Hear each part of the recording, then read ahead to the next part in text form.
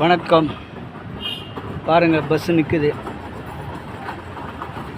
நான் மீனா சல்மாபாத் போகிறதுக்கோசம் இப்போ 41 வேறு இடத்துக்கு மோரக் போயிட்டு போவோம். மோரகில் நேராக போகிற பஸ்ஸு தான். இப்போ நான் மீனா சல்மாபாத் போகிறதுக்கு ஒரு இடத்துக்கு வேலைக்கு போயின்னு கிடாங்க. என்ன அந்த இடத்துல நான் போயிட்டு வேலை செஞ்சுட்டு ரிட்டர்ன் ஒன்றும் சாப்பிட்டு வேறு பஸ்ஸு பிடிச்சிட்டு ஒரு லொக்கேஷன் வந்துக்குது, அந்த ஏரியாவுக்கு போகணும்.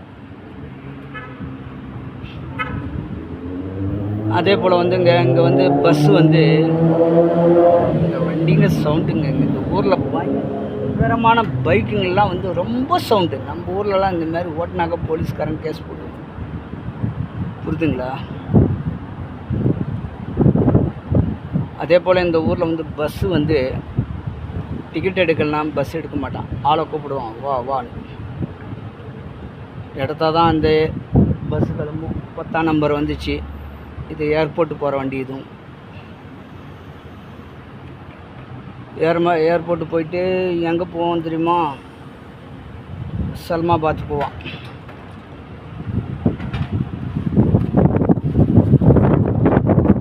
அது மாதிரி இருக்கிறது பஸ்ஸெல்லாம் இங்கே. இப்போ நான் உக்காந்து இருக்கிற ஸ்தலம் எல்லா பஸ்ஸும் இங்கே வந்து தான் எல்லா இடத்துக்கும் போகும். அதே போல் அடுத்தது அது விட்டாக்கா மனாமா பஸ் ஸ்டாண்டு தான் போகணும். இதுதான் பஸ் கார்டுங்க. இந்த கார்டு 7 ரூபாய் போட்டால் எத்தனை பஸ் வேணால் ஏறலாம், எத்தனை பஸ் வேணால் இறங்கலாம்.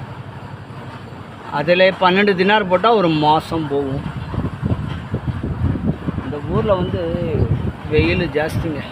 பாருங்கள், காற்றடிக்குது. அப்போட இந்த வேர்வை பாருங்கள், வேர்வை இறங்கின்னு தான் இருக்கும். சூடு, அப்படியான சூடு. காற்றடிச்சாக்கணும், சூடான காற்று தான் இருக்கலாம் கல்ஃப் கண்ட்ரி பொறுத்தவரைக்கும்.